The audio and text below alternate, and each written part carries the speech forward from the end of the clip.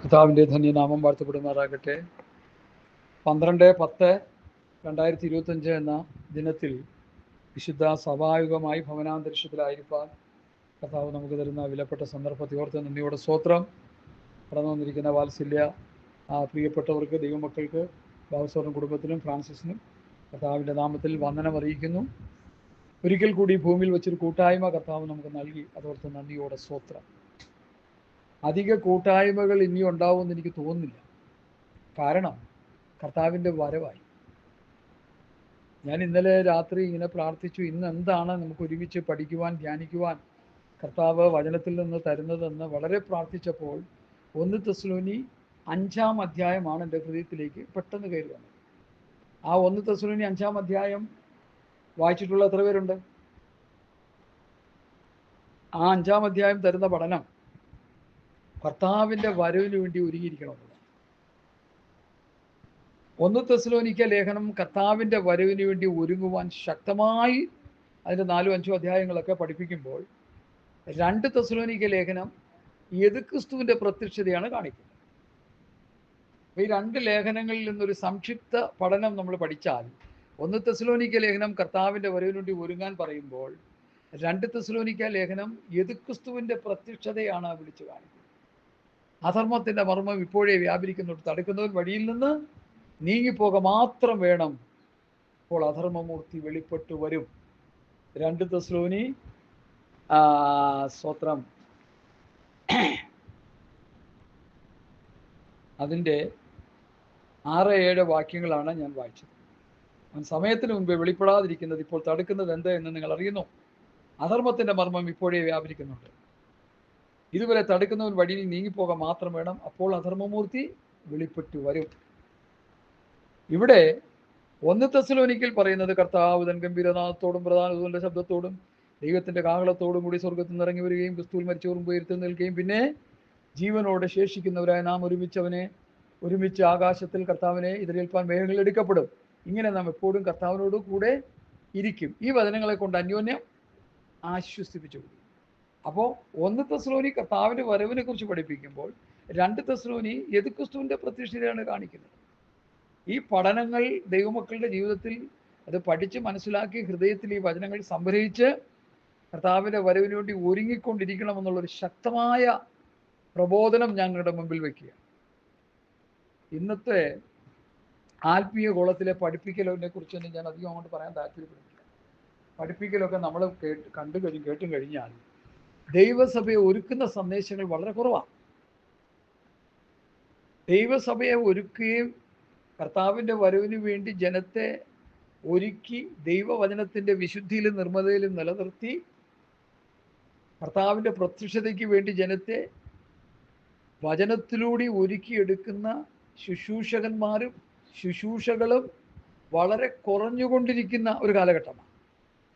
സന്തോഷത്തോടെ പറയാൻ ഒരു കാര്യമുള്ളത്, ഒരു ചെറിയ ന്യൂനപക്ഷം അത് ചെയ്യുന്നുണ്ട് എന്നുള്ളത് സന്തോഷത്തിന് ആശ്വാസത്തിന് വക നൽകുന്നു. അതുകൊണ്ട് നമ്മൾ ഒരു കാര്യം ഓർക്കേണ്ടത്, ഏത് പ്രാർത്ഥനയ്ക്ക് പോയാലും എവിടെ കൂട്ടായ്മ കൂടിയാലും, സഭായുഗമാണെങ്കിലും ഉപവാസ പ്രാർത്ഥനയാണെങ്കിലും കോട്ടേജ് മീറ്റിംഗ് ആണെങ്കിലും കൺവെൻഷൻ മീറ്റിംഗ് ആണെങ്കിലും പരസ്യയോഗമാണെങ്കിലും എവിടെയാണെങ്കിലും കർത്താവിൻ്റെ വരവിനെ കുറിച്ച് 2 വാക്ക് പറയാതെ ശുശ്രൂഷകന്മാർ ശുശ്രൂഷ നിർത്തരുത്. കാരണം അതുപോലൊരു കാലഘട്ടത്തിലാണ് നമ്മൾ ജീവിക്കുന്നത്. അതുകൊണ്ട് അങ്ങനെ പറയും. കർത്താവ് പറഞ്ഞു, ആകാശത്ത് മേഘം പൊങ്ങുമ്പോൾ, കാർമേഘം വരുമ്പോൾ മഴ പെയ്യും എന്ന് നിങ്ങൾ അറിയുന്നു, അതിനെ നിങ്ങൾ വിവേചിക്കുന്നു.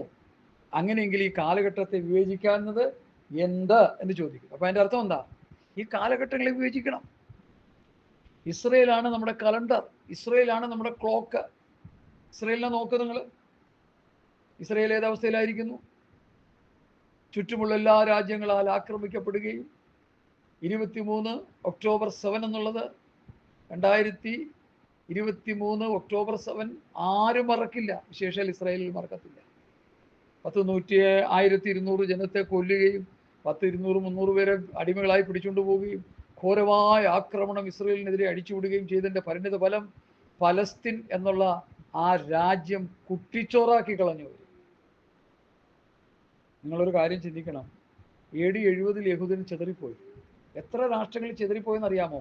160ഓളം രാഷ്ട്രങ്ങളിൽ യഹൂദൻ ചിതറിപ്പോയെന്നാണ് കണക്ക് പറയുന്നത്. ഈ 160 രാഷ്ട്രങ്ങളിലും അവർ പീഡിപ്പിക്കപ്പെടുകയായിരുന്നു. ഭാഗ്യമെന്ന് പറയട്ടെ, ഇന്ത്യയിൽ വന്ന ഒരു യഹൂദനെയും നമ്മൾ ആരും എന്ത് ചെയ്തില്ല, പീഡിപ്പിച്ചില്ല. അവരെ നന്നായിട്ട് കെയർ ചെയ്തു, അവരെ നന്നായിട്ട് സംരക്ഷിച്ചു, അവരെ സഹായിച്ചു. അതുകൊണ്ട് ആ സ്നേഹവും ഇന്നും ഇസ്രയേൽ എന്ന രാഷ്ട്രം നമ്മോട് കാണിക്കുന്നുണ്ട്. അത് മനസ്സിലാക്കാൻ കഴിയാതെ കുറേ ബോധമില്ലാത്ത ജനം ഇവിടെ കിടപ്പെട്ട്, കുറേ വർഗീയവാദികൾ. എന്തു പറയാനാ? നല്ലതും ചീത്തയും തിരിച്ചറിയാൻ കഴിയാത്ത ഒരു ഗ്രൂപ്പ് ലോകത്തിൻ്റെ അന്നും ഇന്നും ഉണ്ട്. ദൈവമക്കളെ, ഞാൻ ഇസ്രയേൽ ചരിത്രം പറയാനല്ല ഇവിടെ ഇരിക്കുന്നത്. ഇസ്രയേലിനെ നമ്മൾ നോക്കുമ്പോൾ, ഇസ്രയേൽ ഇന്ന് അവർക്കെതിരെ ആക്രമണം നടത്തിയവരെ മുച്ചൂട് മുടിച്ച് ഏകദേശം 70,000 പേരെയോളം അവർ കൊന്നൊടുക്കി. 1,60,000 70,000 പേര് മുറിവേറ്റവരായി മാറി. പലസ്തീൻ നാട്ടിലുണ്ടായിരുന്ന ആ വർഗീയവാദികളെ കൊന്നൊടുക്കി. അവിടെ മുഴുവൻ എന്ത് ചെയ്തു? കെട്ടിടങ്ങൾ ഇടിച്ചു നിരത്തി വലിയ സംഹാരനാശം അവർ നടത്തി. എൻ്റെ ഓർമ്മ ശരിയെങ്കിൽ ചരിത്രത്തിൽ ഇതുപോലെ ഒരു നാശം വരുത്തി വെച്ച യുദ്ധം ഉണ്ടോ എന്ന് അറിയത്തില്ല, കാണുമായിരിക്കാം. അതിന് നമ്മൾ സാക്ഷികളായി. നമ്മൾ കണ്ടില്ലെങ്കിലും മൊബൈലിൽ കൂടിയൊക്കെ സോഷ്യൽ മീഡിയയിൽ കാണാനൊക്കെ ഇടയായി തീർന്നു. അപ്പോൾ ഇപ്പോൾ യുദ്ധം ഏകദേശം ഒരു സമാധാനത്തിൻ്റെ പാതയിലേക്ക് വന്നിരിക്കുന്നു എന്ന് അവർ പറയുന്നു. എങ്കിലും പൗലൂസ് പറഞ്ഞത് നോക്കുമ്പോൾ അവർ സമാധാനം സമാധാനം എന്ന് പറയുമ്പോൾ ഗർഭിണിക്ക് പ്രസവവേദന വരുമ്പോലെ പെട്ടെന്ന് നാശം. ഈ ലോകത്ത് സമാധാനം കിട്ടത്തില്ല. ഈ കഴിഞ്ഞ ദിവസം ഞാൻ പുള്ളിക്കാരോട് പറഞ്ഞു, സമാധാനം തരുന്നത് ആരാ എന്ന് പറഞ്ഞേ. ഞാൻ എൻ്റെ സമാധാനം നിങ്ങൾക്ക് തരും. അപ്പൊ കർത്താവാണ് സമാധാനം തരുന്നത്, അല്ലാതെ ട്രംപും അല്ലാതെ ലോകത്തിൻ്റെ നേതാക്കന്മാരൊന്നുമല്ല. അതൊക്കെ താൽക്കാലികമായ സമാധാനം. അത് കഴിയുമ്പോൾ അതിൻ്റെ 100 ഇരട്ടി ശക്തിയോടെ അസമാധാനം നടമാടുന്നത് നമ്മുടെ കണ്ണുകൊണ്ട് കാണാൻ പോവാണ്. പ്രിയമുള്ളവരെ, മനുഷ്യന് സമാധാനം തരാൻ കഴിയത്തില്ല. മനുഷ്യന് കാര്യങ്ങളെ ക്രമീകരിക്കാൻ പറ്റത്തില്ല. താൽക്കാലികമായി ടെമ്പററി ആയിട്ട് കുറച്ച് കാര്യങ്ങൾ, നീ യുദ്ധം ചെയ്യൽ, നീ അങ്ങ് ലോക പോലീസായ അമേരിക്ക അവർ അടങ്ങിയിരിക്കണം, അല്ലെങ്കിൽ നിങ്ങൾ പൊടിച്ചുകളെയും കത്തിച്ചുകളെയും എന്നൊക്കെ പറഞ്ഞ് അങ്ങോട്ടും ഇങ്ങോട്ടും ഒക്കെ ചെറിയ ചില ക്രമീകരണങ്ങൾ വരുത്താമെന്നല്ലാതെ സമാധാനം തരാൻ കഴിയുന്ന ഒരേക ദൈവമായ കർത്താവ് യേശുക്രിസ്തു അല്ലാതെ, അല്ലെങ്കിൽ പിതാവാം ദൈവമല്ലാതെ വേറൊരു ദൈവം ഈ ഭൂമിയിലില്ല. അതുകൊണ്ട് പ്രിയമുള്ളവരെ, സമാധാനം വരുന്നത് കമ്മിങ് ഫ്രം ഗോഡ്, ദൈവത്തിൽ നിന്ന് വരുന്നതാണ്. ദൈവമാണ് സമാധാനം തരുന്നത്. ആ ദൈവിക സമാധാനത്തിൽ നിറയപ്പെട്ടവരായി നമ്മൾ ജീവിക്കുവാൻ നമുക്ക് നമ്മെ തന്നെ ഒന്ന് സമർപ്പിച്ചു കൊടുക്കാം. അപ്പോൾ ഞാൻ മുമ്പോട്ട് പോകട്ടെ. അപ്പോൾ ഇസ്രയേൽ ഇപ്പോൾ വിജയിച്ചു നിൽക്കുന്നു. അവരുടെ പിടിച്ചുകൊണ്ടുപോയ അടിമകളെയൊക്കെ ജനത്തെയൊക്കെ അവർ വിട്ടു കഴിഞ്ഞതിന് ശേഷം കാര്യങ്ങൾ എങ്ങനെ പര്യവസാനിക്കുന്നു ഒന്നും നമുക്ക് പറയാൻ പറ്റത്തില്ല. ഈ ബുദ്ധിജീവികൾ പറയുന്ന പോലെ ഒന്നും കാര്യം നടക്കത്തില്ല. എന്തെങ്കിലുമൊക്കെ ഒരു അല്പ ആശ്വാസം നമുക്ക് കണ്ടെന്ന് വരാം. അതിൻ്റെ 4 ഇരട്ടിയായി പ്രശ്നങ്ങൾ ഭൂമിയുടെ മേൽ ആഞ്ഞടിക്കാൻ പോവുകയാണ്. ഇസ്രയേലിനെതിരെ വലിയ സഖ്യകക്ഷികൾ ഗോഗുമാഗോഗിൻ്റെ നേതൃത്വത്തിൽ ഒരുമിച്ച് കൂടി അവർക്കെതിരെ യുദ്ധം ചെയ്യുവാൻ ഇസ്രയേൽ പർവ്വത നിരകളിൽ അത് വരാൻ വേണ്ടി അതിൻ്റെ അണിയറയിൽ ഒരുക്കങ്ങൾ നടത്തിക്കൊണ്ടിരിക്കുന്നു. ഇസ്ലാമിക രാജ്യങ്ങളിലെ ഏറ്റവും വലിയ ശക്തിയായ ഇറാൻ, ഇറാൻ എന്ന് ഇപ്പോൾ പറയുന്നു, ബൈബിളിൽ അവരെ പാർസി എന്നാണ് പറയുന്നത്.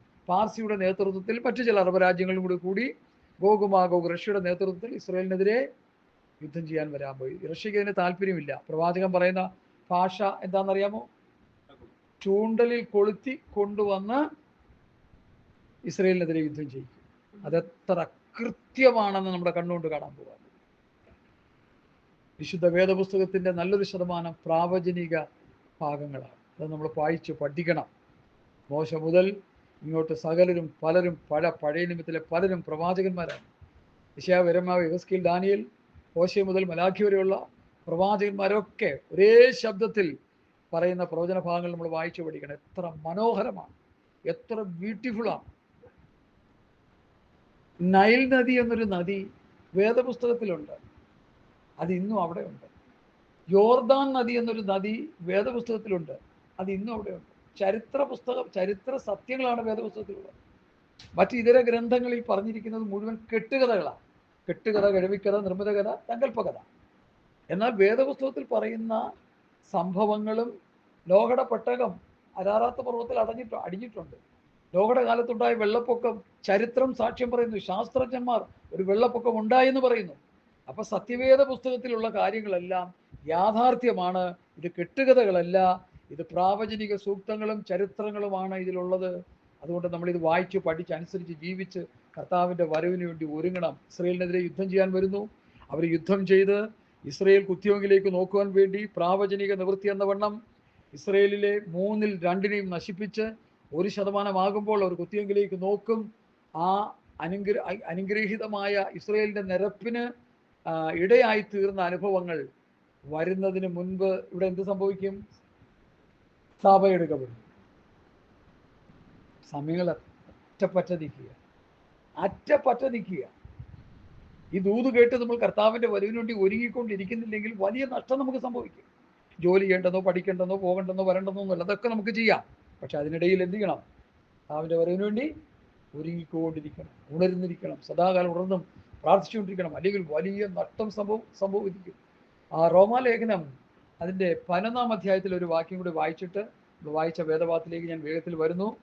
11-ാം വാക്യം, 15-ാം വാക്യം. അവരുടെ ഭ്രംശം ലോകത്തിൻ്റെ നിരപ്പിന് ഹേതുവായെങ്കിൽ അവരുടെ അംഗീകരണം മരിച്ചവരുടെ ഉയർപ്പെന്നല്ലാതെ എന്താണ് ഈ വാക്യത്തിൻ്റെ അർത്ഥം? ഈ വാക്യത്തിൻ്റെ പൊരുൾ എന്താ? നമ്മളെ ഉപദേശിമാർ സാധാരണ വചനമൊന്നും പഠിപ്പിക്കാറില്ല, ഇങ്ങനെ പറഞ്ഞു പോകത്തേ ഉള്ളൂ. അവരുടെ ഭ്രംശം, അവർ യഹൂദന്മാർ, അവരുടെ ഭ്രംശം എന്ന് പറഞ്ഞാൽ അവർ ചെതറിപ്പോയത്, അവർ നശിച്ചു പോയത്, ലോകത്തിൻ്റെ നിലനിൽപ്പിന്, ലോകത്തിൻ്റെ നിരപ്പിന് ഹേതുവായി. ലോകം എന്ന് പറയുമ്പോൾ ഏതാ? ലോകത്തിലെ മനുഷ്യര്, നമ്മള്. യഹൂദൻ, ജാതി, ദൈവസഭ, 3 ഗ്രൂപ്പായിരുന്നു ഭൂമിയിലുള്ളത്. പഠിച്ചോണേ, യഹൂദൻ, ജാതി, ദൈവസഭ. അത് ദൈവസഭയിൽ ആരൊക്കെയുണ്ട്? യഹൂദനുണ്ട്, യവനനുണ്ട്, അമേരിക്കക്കാരനുണ്ട്, കറുത്തവർ, എല്ലാവരും ഉണ്ട്. എല്ലാ ജാതി മതസ്ഥരും, ലോകത്ത് എത്ര ജാതികളുണ്ടോ അതിൽ നിന്നെല്ലാം രക്ഷിക്കപ്പെട്ട് സ്നാനപ്പെട്ട് പരിശുദ്ധാഭിഷേകം പ്രാപിച്ച് വിശുദ്ധിയിലും വേർപാടിലും ജീവിക്കുന്ന ദൈവസഭയിൽ അംഗങ്ങളായിട്ടുണ്ട്. അങ്ങനെ ദൈവസഭ, യഹൂദ ജാതി, യവനായർ, ജാതികൾ മാത്രം, 3 ഗ്രൂപ്പാണ് ഇന്ന് ലോകത്തിലുള്ളത്. അതിൽ ദൈവസഭയിൽ എല്ലാ ജാതി മതസ്ഥരിലും രക്ഷിക്കപ്പെട്ടവരുണ്ട്. കർത്താവ് മുന്നമേ കണ്ടവരുണ്ട്. സ്തോത്രം. അവൻ മുൻനിയമിച്ചവരൊക്കെ കാലാകാലങ്ങളിൽ രക്ഷിക്കപ്പെട്ട് സ്നാനപ്പെട്ട് അഭിഷേകം പ്രാപിച്ച് കർത്താവിൻ്റെ വേണ്ടി ഒരുങ്ങുന്ന ഈ ഗ്രൂപ്പിൽ ചേർന്ന് വന്നുകൊണ്ടിരിക്കുക. സ്തോത്രം. നമ്മൾ ആ സത്യം അറിയാതിരിക്കരുത്. അപ്പൊ യഹൂദനെ യഥാസ്ഥാനപ്പെടുത്തുന്നതിന് മുൻപ് ഇവിടെ ഒരു കാര്യം സംഭവിക്കും. അതാ ഇവിടെ പറയുന്നത്, അവരുടെ ഭ്രംശം ലോകത്തിന്റെ നിരപ്പിന് ഹേതുവായി. ലോകത്തിൽ ദൈവമില്ലാതെ കിടന്ന ജാതികളാകുന്ന നമ്മെ ദൈവത്തോട് നിരപ്പിക്കുന്നത് ആരാ? യേശു ക്രിസ്തു. അത് ആ നിരപ്പിക്കുന്ന ഭാവമൊക്കെ ഒത്തിരി പറയാൻ എനിക്കുണ്ടെങ്കിൽ സമയം മുമ്പിലില്ലാത്തതുകൊണ്ട് ഞാൻ അങ്ങോട്ട് പോകുന്നില്ല. അപ്പോൾ അവരുടെ ഭ്രംശം ലോകത്തിന്റെ നിരപ്പിന് ഹേതുവായി. സ്തോത്രം. ദൈവത്തെ കണ്ടെത്തുവാൻ യഹൂദന്റെ ഭ്രംശം നമുക്കിടയാക്കി തീർത്തു. യഹൂദൻ ചിതറിക്കപ്പെട്ടത്, യഹൂദൻ യേശുവിനെ തള്ളിക്കളഞ്ഞത്, യഹൂദൻ യേശുവിനെ വേണ്ടെന്ന് പറഞ്ഞത്, അവൻ സ്വന്തമായിലേക്ക് വന്ന് സ്വന്തമായൊരു അവനെ കൈക്കൊണ്ടില്ല. അപ്പൊ യേശുവിനെ ലോകം അല്ലെങ്കിൽ യഹൂദ ജാതി തള്ളിക്കളഞ്ഞത് അവർക്ക് വന്ന ഒരു ഭ്രംശമാണ്. അത് നമ്മുടെ നിരപ്പിന് ഹേതുവായി. അതവിടെ പൗലോസ് പറയുന്നത്. എങ്കിൽ അവരുടെ അംഗീകരണം, ചെതറിപ്പോയ യഹൂദനെ 1948 രാഷ്ട്രം സ്ഥാപിച്ച് അവര് ഒരു ജാതിയായി കൂടി വന്നു, ഒരു ശക്തമായ രാഷ്ട്രമായി നിലകൊണ്ടു. യഹൂദ ജാതിക്കെതിരെ അല്ലെങ്കിൽ ഇസ്രയേലിനെതിരെ വന്ന പോരാട്ടങ്ങളും വെല്ലുവിളികളും അമേരിക്കയ്ക്ക് വന്നെങ്കിൽ അമേരിക്ക ഭൂമിയിൽ കാണത്തില്ലായിരുന്നു. ബ്രിട്ടന് വന്നെങ്കിൽ, ജർമ്മനി വന്നെങ്കിൽ, ലോകത്തുള്ള മറ്റു രാജ്യങ്ങൾ വന്നെങ്കിൽ അവർ ഈ ഭൂമി കാണത്തില്ല. ഇന്ത്യക്ക് വന്നെങ്കിൽ ഇന്ത്യ ഭൂമിയിൽ ഉണ്ടാകത്തില്ല. അതുപോലെ എതിർപ്പുകളും പോരാട്ടങ്ങളുമാണ് ഇസ്രയേലിനെതിരെ വന്നത്. പക്ഷെ എന്താ ഇസ്രയേൽ പിടിച്ചു നിൽക്കുന്നതിന്റെ കാരണം?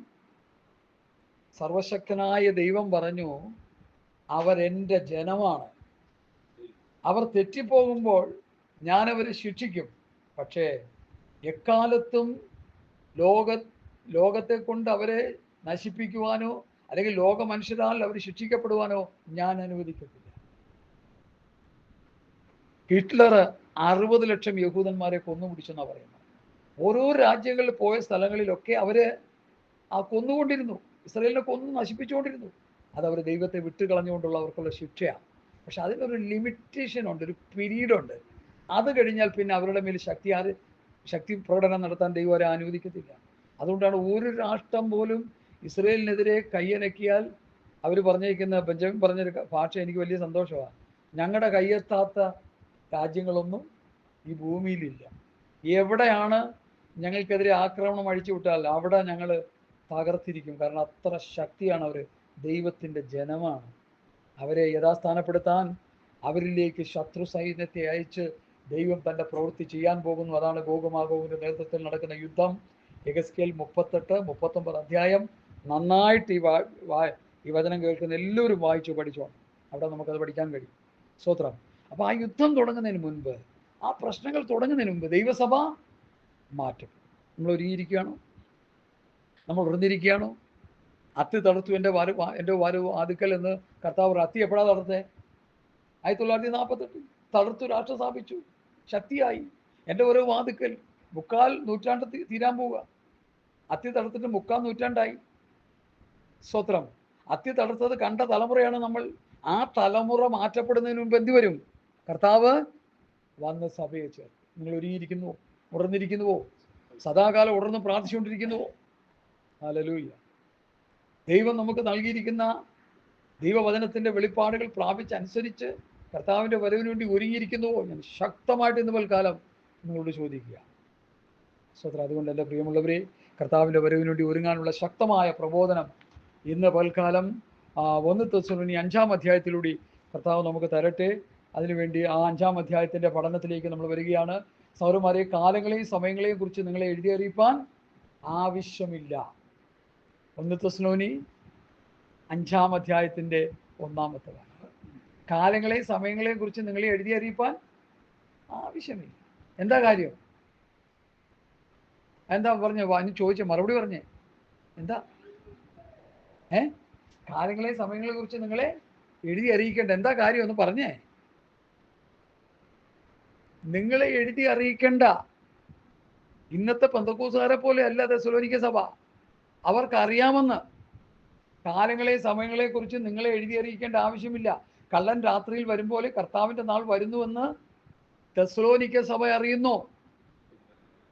ഇന്നത്തെ IPC-കാരും ഷാരോങ്കാരും ചർച്ച് ഓഫ് ഗോഡുകാരും അസംബ്ലീസ് ഓഫ് ഗോഡുകാരും ഈ ലോകത്തുള്ള സഭകളൊക്കെ അറിയുന്നു. അത് വല്ലപ്പോഴും മരണവീട്ടിൽ കർത്താവിൻ്റെ വരവിനെ കുറിച്ച് പ്രസംഗിക്കും അല്ലേ?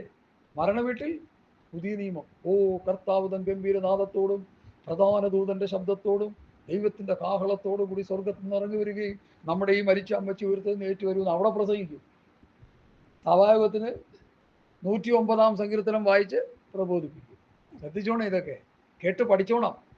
109-ാം സങ്കീർത്തനം ശാപസങ്കീർത്തനമാണ്. നിന്റെ സന്തതി മുടിഞ്ഞു പോകട്ടെ, നീ നശിച്ചു പോകട്ടെ, നീ അങ്ങനെ പോട്ടെ, ഇങ്ങനെ പോട്ടെ എന്ന് പറയുന്നതാണ്.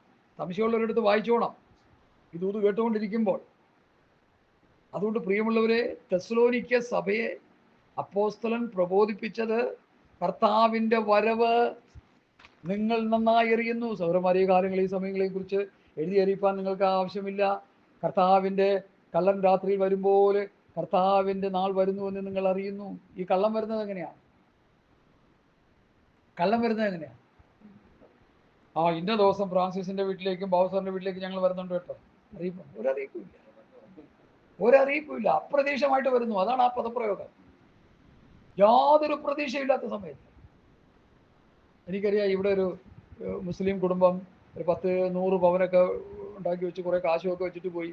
അവരെങ്ങാണ്ട് ടൂർ അടിക്കാൻ പോയ സമയം നോക്കി അത് നിരീക്ഷിച്ചുകൊണ്ടിരുന്ന കള്ളന്മാർ കയറി 100 പവനും കൊണ്ടുപോയി. ആ വിലപിടിപ്പുള്ള ഭരണം എല്ലാം അടിച്ചുകൊണ്ട് പോയി. കാരണം അവർക്കറിയത്തില്ല. അവരറിയുമെങ്കിൽ അവർ പോവോ? ഇല്ല. അപ്രതീക്ഷമായിട്ട് വരുന്നു, കള്ളൻ വരുന്നു. അതതിൻ്റെ അർത്ഥം. അപ്പൊ ലോക ജനതയ്ക്ക് കർത്താവിൻ്റെ വരവ് കള്ളനെ പോലെയാണ്. ദൈവസഭയ്ക്ക് എന്താണ് ഈ വചനങ്ങളൊക്കെ? ഇപ്പൊ നിങ്ങൾ കേട്ട് കഴിഞ്ഞു, നിങ്ങൾക്ക് ഇനി ഒരുങ്ങി ആ കള്ളനെ പോലെ വരുന്നു എന്നുള്ളത് നിങ്ങൾക്ക് അത് പ്രായോഗികമാണോ? അല്ല. നിങ്ങൾക്ക് ഓൾറെഡി അറിവ് കിട്ടിക്കഴിഞ്ഞു. കർത്താവ് വരുന്നു. യഹൂദൻ രാഷ്ട്രം സ്ഥാപിച്ചു. യഹൂദനെ രണ്ടാമത് യഥാസ്ഥാനപ്പെടുന്നതിന് മുമ്പ് കർത്താവ് വരുമെന്ന് ഗിരിവാസം പ്രസംഗിച്ചത് കേട്ടവരാ. അപ്പൊ കർത്താവ് വരുന്നു നിങ്ങൾ കേട്ടു. നിങ്ങൾക്കത് കള്ളനെ പോലെയല്ല, ലോക മനുഷ്യന് കള്ളനെ പോലെയാണ്. അപ്രതീക്ഷമായിട്ട് വരും. അവർ നശിച്ചു പോകും. എന്നാൽ ആ ദൂത് ഇവിടെ പുതിയ നിയമസഭയ്ക്ക് കൂടി കർത്താവ് തരികയാണ്. കള്ളൻ രാത്രിയിൽ വരുമ്പോൾ കർത്താവിൻ്റെ നാൾ വരുന്നു നിങ്ങൾ നന്നായി അറിയുന്നുവല്ലോ. അടുത്ത വാക്യം, അവർ സമാധാനമെന്നും നിർഭയമെന്നും പറയുമ്പോൾ ഗർഭിണിക്ക് പ്രസവവേദന വരുമ്പോൾ പെട്ടെന്ന് നാശം വന്ന് ഭവിക്കും. അവർ തെറ്റിയൊഴിയാവതുമല്ല. നമ്മുടെ ലോകരാഷ്ട്രങ്ങളിലെ ഏറ്റവും അനിഷിദ്ധനായ നേതാവ് ട്രംപ് ലോകയുദ്ധങ്ങളെയൊക്കെ നിർത്തൽ ചെയ്ത് പരിചയമുള്ള ആളാണ്. ഈ ഒരു കഴിവുണ്ടില്ലെന്ന് നമുക്ക് പറയാൻ പറ്റത്തില്ല കേട്ടോ. കഴിവുണ്ട്, വാക്കുകൾക്ക് വിലയുണ്ട്. ഒരു അറബ് രാജ്യത്തിൻ്റെ ലീഡർ പറയുന്ന പോലെയല്ല ഒരു യൂറോപ്യൻ രാജ്യത്തിൻ്റെ ലീഡർ പറയുന്നു. അറബ് രാജ്യം വരെ കാക്കാശിന് വില എടുക്കത്തില്ല, ഏത് മഹാൻ പറഞ്ഞാലും. ഏറ്റവും വലിയ രാജ്യം ഇറാനാണ്. ഇറാൻ്റെ ഖൊമേനി പറഞ്ഞാലൊന്നും ആരും വകവയ്ക്കത്തില്ല, പുല്ലുവില കൽപ്പിക്കത്തേ ഉള്ളൂ. എന്നാൽ ട്രംപ് പറഞ്ഞാൽ പറഞ്ഞതാണ്, വിലയുണ്ട്. പുള്ളി പറയുന്നത് എന്താണ്? സമാധാനം കൊണ്ടുവരണം, സമാധാനം കൊണ്ടുവരണം. നിങ്ങളൊന്ന് മനസ്സിലാക്കണം, ഒരല്പസമയത്തേക്കാണ് ഈ സമാധാനം. ഒരുപക്ഷെ ഞാനങ്ങനെ പഠിക്കുന്നത്, ഒരല്പ കാലഘട്ടത്തേക്ക് ഈ ബുഷ് പറയുന്ന സമാധാനം ഇവിടെ അല്ല, ഈ ട്രംപ് പറയുന്ന സമാധാനം ഇവിടെ നിലനിൽക്കുള്ളൂ. അത് കഴിയുമ്പോൾ വലിയ രക്തച്ചൊരിച്ചിൽ ഉണ്ടാകാൻ സാധ്യതകളുണ്ട്. ദൈവവചനം പഠിച്ചുകൊണ്ടിരിക്കുന്നുണ്ട് ഞാനങ്ങനെ പറയുന്നത്. അവർ സമാധാനമെന്നും പറയുമ്പോൾ ഗർഭിണിക്ക് പ്രസവവേദന വരും പോലെ പെട്ടെന്ന് നാശം സംബന്ധം. അപ്പോൾ ആരും ഇവിടെ ഇരിപ്പുണ്ട്. ഒരിക്കൽ ഒരു ഗർഭിണിയായ സമയത്ത് ഇങ്ങനെ ഇരിക്കുന്ന സമയത്ത് ഒരു ദിവസം പെട്ടെന്ന് പറയും എനിക്ക് വേദന വരുന്നുണ്ട്. അപ്പോഴാണ് ഞാൻ ഈ വചനം മനസ്സിലാക്കിയത്. പെട്ടെന്ന് വേദന വന്നു, ഓട്ടോറിക്ഷയിൽ കൊണ്ടുപോയി, പെട്ടെന്ന് ഡെലിവറി നടന്നു. അപ്പോഴാണ് ഈ വാക്യത്തിൻ്റെ സാരാംശം മനസ്സിലായത്. ഗർഭിണിക്ക് പ്രസവവേദന വരുമ്പോൾ അത് മണിക്കൂറുകളുണ്ടല്ലോ വേദന വരുന്നത്, പെട്ടെന്ന് വേദന സ്റ്റാർട്ട് ചെയ്തു. അമ്മ, പരിചയസമ്പന്നനായ അമ്മയോട് പറഞ്ഞ് ഈ വേദന പ്രസവത്തിനാണ്, പെട്ടെന്ന് കൊണ്ടുപോകാൻ പറഞ്ഞു. പെട്ടെന്ന് പ്രസവം. എന്നതുപോലെ ഈ ലോകത്തിന് ഇപ്പോൾ അനുഭവിക്കുന്ന വേദനകൾ, ഈ പ്രശ്നങ്ങളൊക്കെ കർത്താവിൻ്റെ വരവിന് മുന്നോടിയാണെന്ന് നമ്മൾ മനസ്സിലാക്കണം. ഇത് ഈറ്റുനോവിൻ്റെ ആരംഭം. കർത്താവ് പറഞ്ഞു ഈറ്റുനോവ്, പ്രസവവേദനയെ കുറിച്ചാണ് പറയുന്നത്. അപ്പോൾ ഈറ്റുനോവ് തുടങ്ങിയിരിക്കുക. ഇസ്രയേൽ യുദ്ധം, ഹമാസ് തകർക്കപ്പെടുന്നു, മറ്റു രാജ്യങ്ങളൊക്കെ ഇസ്രയേലിനെതിരെ അടിക്കുന്നു, ഇസ്രയേൽ അങ്ങോട്ടടിക്കുന്നു. ഇതെല്ലാം ഈറ്റുനോവാണ്. പ്രകൃതിക്ഷോഭങ്ങൾ നടക്കുന്നു, ഈറ്റുനോവാണ്. ലോകത്ത് ഇതുവരെ സംഭവിച്ചിട്ടില്ലാത്ത മഴയാണ് 2024 നമ്മൾക്ക് കിട്ടിയത്, അല്ലേ? ശരിയല്ലേ? മഴ കൊണ്ട് ഇവിടെ കിടന്ന് പൊളയുകയായിരുന്നു. അതിൻ്റെ പിന്നിൽ വേറൊരു സംഭവം കൂടി ഉണ്ട്, അറിയാമോ? മഴ 5 മിനിറ്റ് 1 മണിക്കൂർ മാറി നിന്നാൽ വെയിൽ കൊണ്ട് പുറത്തിറങ്ങാൻ പറ്റത്തില്ല. കാലാവസ്ഥകളെല്ലാം എന്ത് ചെയ്തു? തകിടം മറിഞ്ഞു. ലോകത്തിൻ്റെ ഗതിവിഗതികളെല്ലാം മാറി. ദൈവം വെച്ച ആ സിസ്റ്റങ്ങളെല്ലാം, പിന്മഴ, മുൻമഴ, ആ സിസ്റ്റങ്ങളെല്ലാം തകിടം മറിഞ്ഞു. കൃഷികളെല്ലാം നശിച്ചു. വലിയ ക്ഷാമത്തിലേക്ക് ലോകം കുപ്പുകുത്താൻ പോവുകയാണ്. വലിയ പ്രതിസന്ധിയിലേക്ക് ലോകം കുപ്പുകുത്താൻ പോവുകയാണ്. അതാണ് ഈറ്റുനോവിൻ്റെ ആരംഭം എന്ന് കർത്താവ് പറഞ്ഞത്. ഇതെല്ലാം കണ്ടുകൊണ്ട് കേട്ടുകൊണ്ട് ദൈവമക്കളെ, ലോകം പറയുന്ന സമാധാനം നമ്മൾ പ്രതീക്ഷിക്കാതെ കർത്താവിലാണ് സമാധാനമെന്ന് കണ്ടുകൊണ്ട് കർത്താവ് തരുന്ന സമാധാനം പ്രാപിച്ച് കർത്താവിൻ്റെ വരവിന് വേണ്ടി ഒരുങ്ങുവാൻ ഈ സന്ദേശങ്ങൾ മുഖാന്തരമായി ഭവിക്കട്ടെ. അവർ സമാധാനമെന്നും നിർഭയമെന്നും പറയുമ്പോൾ ഗർഭിണിക്ക് പ്രസവവേദന വരുമ്പോലെ അവർക്ക് പെട്ടെന്ന് നാശം വന്ന് സംഭവിക്കും. തെറ്റി ഒഴിയാവതുമല്ല, തെറ്റി ഒഴിയാവതുമല്ല. തെറ്റി ഒഴിയാൻ പറ്റത്തില്ല. നമുക്ക് തെറ്റി ഒഴിയാൻ പറ്റും. എങ്ങനെ? നമ്മൾ വചനത്തിലൂടെ ഇത് കേട്ട് കഴിഞ്ഞു. ഇന്നിന്നാണ് സംഭവങ്ങൾ. ലോകത്തിൻ്റെ ചുമരെടുത്ത് വായിക്കുകയാണ്, ഇസ്രയേലിനെ നോക്കുകയാണ്, ഇസ്രയേൽ എന്ന ക്ലോക്കിനെ, ഇസ്രയേൽ എന്ന കലണ്ടറിനെ നമ്മൾ മനസ്സിലാക്കി പഠിച്ചിട്ട് ഇതാ കർത്താവ് വരാറായെന്ന് പറഞ്ഞ് നമ്മൾ ഒരുക്കത്തോടെ ഇരുന്നാൽ നമുക്ക് രക്ഷപ്പെടാം. ഇല്ലെങ്കിൽ നമ്മുടെ കാര്യവും പോക്കാം, പ്രസംഗിച്ചുകൊണ്ടിരിക്കുന്ന എൻ്റെ കാര്യവും പോക്കാം, കേട്ടുകൊണ്ടിരിക്കുന്ന നിങ്ങളുടെ കാര്യവും പോക്കാം. അനേക പെന്തക്കോസ്തുകാർ കൈവിടപ്പെട്ടു പോകും. കാരണം എന്താ? കർത്താവിൻ്റെ വരവിനെ കുറിച്ച് അവരെ പ്രസംഗിച്ച്, അവരെ പ്രബോധിപ്പിച്ച്, അവരെ ഉണർത്തിയെടുക്കുവാൻ ഇന്ന് ശുശ്രൂഷകന്മാർ ഇല്ലാത്തത് കൊണ്ട് അനേകർ കൈവിടപ്പെട്ടു പോകുമെന്ന് ഞാൻ വിശ്വസിക്കുന്നു. പ്രത്യേകിച്ച് ന്യൂ ജനറേഷൻ പിള്ളേർക്ക് കർത്താവിൻ്റെ വരവെന്നുള്ളത് ഒരു വിഷയമേ അല്ല. അവർക്ക് പണം ഉണ്ടാക്കണം, കാശുണ്ടാക്കണം. വിശ്വാസികളെ കൂട്ടണം. 50 പേരിലോടത്ത് 100, 150, 200, 300, 400, 500, 1000, 2000, 3000. ഒരു വാസ് പറഞ്ഞാൽ ഞങ്ങൾക്ക് 8000 പേരുണ്ടെന്ന്. എന്തിനുള്ള? എടാ, 8000 പേരെ എന്തിനു കൊള്ളാം? ഇപ്പം നമ്മൾ ചോദിക്കുമ്പോൾ പാസ് പറയണ മറുപടിയാ, പാസിന് അങ്ങനെ പറയാം, ഞങ്ങൾക്ക് അതുകൊണ്ടുള്ള നേട്ടങ്ങളുണ്ട്, നേട്ടങ്ങളൊക്കെ മേടിച്ചോ. അവസാനം നരകത്തിൽ പോയി കിടക്കേണ്ടി വരും. ഭൗതികം കൂടുമ്പോൾ ദൈവത്തെ മറക്കും, അഹങ്കാരം കൂടുമെന്നൊക്കെ നമ്മൾ കണ്ടതാ, അല്ലേ? നമ്മൾ അനുഭവിച്ചറിഞ്ഞതാ. അതിൻ്റെ ഇരകളാണ് നമ്മൾ. പക്ഷേ നമുക്കതൊരു വിഷയമല്ല. നമുക്ക് ഉണ്ടെങ്കിലും ഇല്ലെങ്കിലും, നമുക്ക് ഭൗതികം ഉണ്ടെങ്കിലും ഇല്ലെങ്കിലും, കർത്താവിൻ്റെ വരവിൽ ആ നിത്യമായ സന്തോഷത്തിലേക്ക് പ്രവേശിക്കാമെന്നുള്ള ഒരു വലിയ പ്രത്യാശയാണ് നമ്മുടെ കൈമുതൽ. ഏറ്റവും വലിയ പ്രത്യാശ കർത്താവിൻ്റെ വരവിന് വേണ്ടി ഒരുങ്ങിയിരിക്കുന്നവർക്കാണ് ഉണ്ടാകേണ്ടത്. അതാണ് പ്രത്യാശ. ലോകത്തിലെ പ്രത്യാശയൊന്നും പ്രത്യാശയല്ല. പലരും പല പ്രത്യാശകൾ അവരുടെ ഹൃദയത്തിലുണ്ട്, അതൊന്നും ഒരു പ്രത്യാശയല്ല. ഏറ്റവും വലിയ പ്രത്യാശ കർത്താവ് വന്ന് നമ്മളെ ചേർക്കും. കഷ്ടത മാറും, കണ്ണുനീര് മാറും, ദുഃഖം മാറും, മുറവിളി മാറും. അവസാനത്തെ ഒടുക്കത്തെ ശത്രുവായ മരണം നീങ്ങിപ്പോകും. അതാണ് നമ്മുടെ പ്രത്യാശ. സ്വത്രം. ഞാൻ മുമ്പോട്ട് വരട്ടെ. എന്നാൽ സഹോദരന്മാരെ, ആ നാൾ കള്ളനെന്ന പോലെ നിങ്ങളെ പിടിപ്പാൻ നിങ്ങൾ ഇരുട്ടിലുള്ളവരല്ല. ആ കിടക്കുന്ന പൗലോസിന്റെ പ്രബോധനം, ആ നാൾ കള്ളനെന്ന പോലെ. ഏത് നാൾ? ഏത് നാൾ? കർത്താവിന്റെ വരവിന്റെ നാൾ. നിങ്ങളിങ്ങനെ പഠിച്ച് വരണം കേട്ടോ, എന്നാലും മനസ്സിലാവും. ചോദ്യം ചോദിക്കുമ്പോൾ മറുപടിയും പറയണം. കർത്താവിന്റെ വരവിന്റെ നാൾ ഒരു കള്ളനായിട്ട് വരും. ആ കള്ളൻ എന്ന നാൾ എന്നെയും നിങ്ങളെ പിടിക്കരുത്, ലോകത്തെ മുഴുവൻ പിടിക്കും. കർത്താവിനെ അറിയാതെ കിടക്കുന്ന നിരീശ്വരന്മാരും സുവിശേഷ വിരോധികളും മറ്റിതര ജാതി മതസ്ഥരൊക്കെയും ബൈബിൾ വിശ്വസിക്കാതെ, കർത്താവിന് വിശ്വസിക്കാതെ, ദൈവപുത്രനായ യേശുക്രിസ്തുവിനോടുള്ള പാപമോചനവും സ്തോത്രം രക്ഷയും വിശ്വസിക്കാത്ത എല്ലാവർക്കും അത് സംഭവിക്കുമ്പോൾ, പുതിയ നിയമസഭയാകുന്ന നമുക്ക് അത് സംഭവിക്കരുത്. ഏത് സംഭവിക്കരുത്? കർത്താവിന്റെ വരവെന്ന നാൾ കള്ളനെന്ന പോലെ പിടിക്കപ്പെടുന്ന അനുഭവം നമുക്ക് സംഭവിക്കരുത്. ഞാനത്ര ലളിതമായിട്ടാണ് പറയുന്നത്, വളരെ കൃത്യമായിട്ടാണ് പറയുന്നത്. സ്തോത്രം. ആ നാൾ കള്ളനെന്ന പോലെ പിടിപ്പാതിരിപ്പാൻ നിങ്ങൾ വെളിച്ചത്തിന്റെ മക്കളും ഇരുളിലുള്ളവരല്ല, നിങ്ങൾ എല്ലാവരും വെളിച്ചത്തിന്റെ മക്കളും പകലിന്റെ മക്കളുമാകും.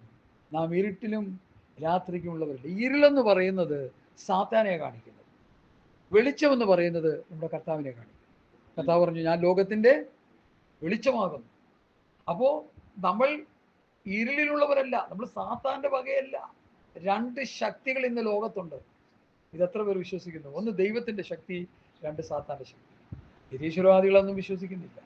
അതുകൊണ്ട് അവര് കുരങ്ങന്റെ വാല് ഇറുകുന്ന പോലെ വാല് പോയി ഇറുകി കഴിയുമ്പോൾ, നരകത്തിൽ പോയി കിടന്നു കഴിയുമ്പോൾ, ആ യാതനാസ്ഥലത്ത് കിടന്ന ധനവാന്റെ അവസ്ഥ വന്നു കഴിയുമ്പോൾ അവർക്ക് മനസ്സിലാകും ഞങ്ങൾ നഷ്ടത്തിലായി. എൻ്റെ സ്വന്തം അനുജൻ്റെ വീടാണിത്. അനുജനൊരു മോനുണ്ട്, ഒരു മോളുണ്ട്. അതിൽ മോൻ ഞാനുമായിട്ട് വർത്തമാനം, എന്നോട് വലിയൊരു സാമ്പപ്പ എന്നെ വിളിക്കുന്നു. ഞാൻ അവരോട് പറഞ്ഞിടാം, മോനെ, ആഫ്റ്റർ ഡെത്ത് എന്നുള്ളൊരു വിഷയമുണ്ട്, മരണാനന്തര ജീവിതം എന്നുള്ളൊരു ജീവിതമുണ്ട്. സാമ്പപ്പ, ഐ ആം നോട്ട് ബിലീവ്, ഞാനത് വിശ്വസിക്കുന്നില്ല. ഐ ആം എ എത്തിസ്റ്റ്, ഞാനൊരു നിരീശ്വരവാദിയാണ്.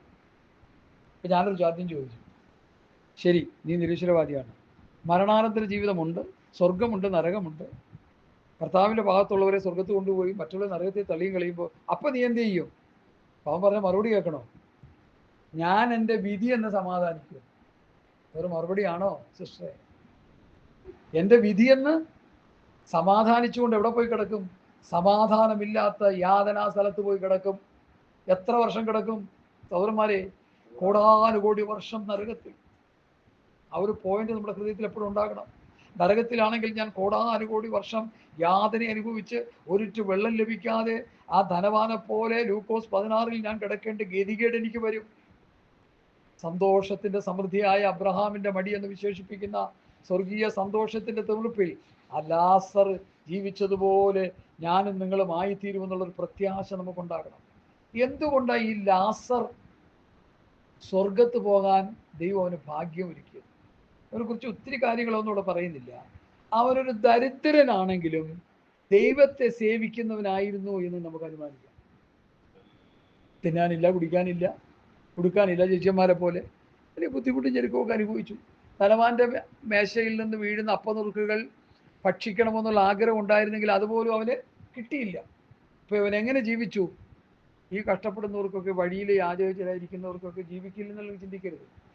10 പേര് കണ്ടു കഴിയുമ്പോൾ അതിൽ 2 പേര് ഒന്നുകിൽ 50 രൂപ 100 രൂപ കൊടുക്കും, അല്ലെങ്കിൽ ഫുഡ് മേടിച്ചു കൊടുക്കും. നമ്മൾ കണ്ടിട്ടില്ലേ? അങ്ങനെയാണ് അവർ ജീവിക്കുന്നത്. അതുപോലെ ലാസർ ജീവിച്ചു. പക്ഷെ ഒരു ആയുസ് മുഴുവൻ ജീവിച്ചാൽ മതിയായിരുന്നു. അത് കഴിയുമ്പോൾ എന്ത് സംഭവിച്ചു? അബ്രഹാമിന്റെ മടി എന്ന് വിശേഷിപ്പിക്കുന്ന പറുദീസ, അതിനെക്കുറിച്ചൊക്കെ ഒത്തിരി പഠനങ്ങളുണ്ട്, ഞാൻ അങ്ങോട്ടൊന്നും പോകുന്നില്ല. എന്തായാലും സ്വർഗത്ത് പോയി അല്ലെങ്കിൽ നിത്യതയിൽ എന്ന് നമുക്ക് അങ്ങ് അനുമാനിക്കാം. ആ നിത്യത പ്രാപിപ്പാനിടയായിത്തീർന്നു. അപ്പൊ ഹ്രസ്വകാലം നമ്മൾ കഷ്ടപ്പാടുകളും ബുദ്ധിമുട്ടുകളും അനുഭവിച്ച് ഈ ഭൂമിയിൽ ജീവിച്ചാലും നമുക്കൊരു നിത്യത ഉണ്ടെന്നുള്ള ഓർമ്മ നമുക്കുണ്ടെങ്കിൽ ഈ ഭൂമിയിലെ കഷ്ടങ്ങൾ, റോമാലേഖനം 8-ാം അധ്യായത്തിന്റെ 18-ാം വാക്യം വായിച്ചാണ്, പെട്ടെന്ന് വായിച്ചാണ്. റോമർ 8:18 നിങ്ങൾ വായിച്ചില്ലെങ്കിൽ ഞാനങ്ങ് വായിക്കും, അതാണ് എൻ്റെ രീതി. ഹല്ലേലൂയ. റോമാലേഖനം 8:18 വാക്യം. സ്തോത്രം, സ്തോത്രം.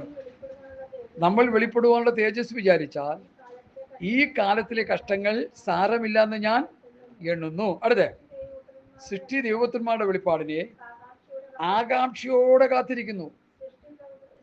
സൃഷ്ടി ദൈവത്വത്തിന്റെ ദാസൻ എന്നുള്ള വിടുതലും ദൈവമക്കളുടെ തേജസ്സാകുന്ന സ്വാതന്ത്ര്യവും പ്രാപിക്കുമെന്നുള്ള ആശയുടെ മായയ്ക്ക് കീഴ്പ്പെട്ടിരിക്കുന്നു. അടുത്ത്, മനഃപൂർവ്വമായിട്ടല്ല, അതിനെ കീഴ്പ്പെടുത്തിയവന്റെ കൽപ്പന നിമിത്തമത്രേ സർവസൃഷ്ടിയും ഇന്നുവരെ ഒരുപോലെ ഞരങ്ങി ഈറ്റുനോടിരിക്കുന്നു എന്ന് നാം അറിയുന്നുവല്ലോ.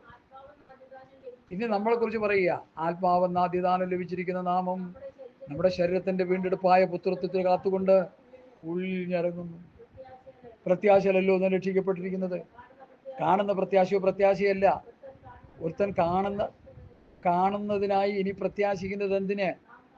നാം കാണാത്തതിനായി പ്രത്യാശിക്കുന്നുവെങ്കിലോ അതിനായി ദീർഘക്ഷമയോടെ കാത്തിരിക്കുന്നു. ഇവിടെ സർവ്വസൃഷ്ടിയും കർത്താവിന്റെ വരവിന് വേണ്ടി നോക്കിയിരിക്കുമ്പോൾ ആത്മാവെന്ന ആദ്യദാനം ലഭിച്ചിരിക്കുന്ന ദൈവസഭയെ കുറിച്ച് പറയുക, നാമം ശരീരത്തിന്റെ വീണ്ടെടുപ്പായ പുത്രത്വത്തിന് കാത്തുകൊണ്ട് ഉള്ളിൽ ഞരങ്ങുന്നു.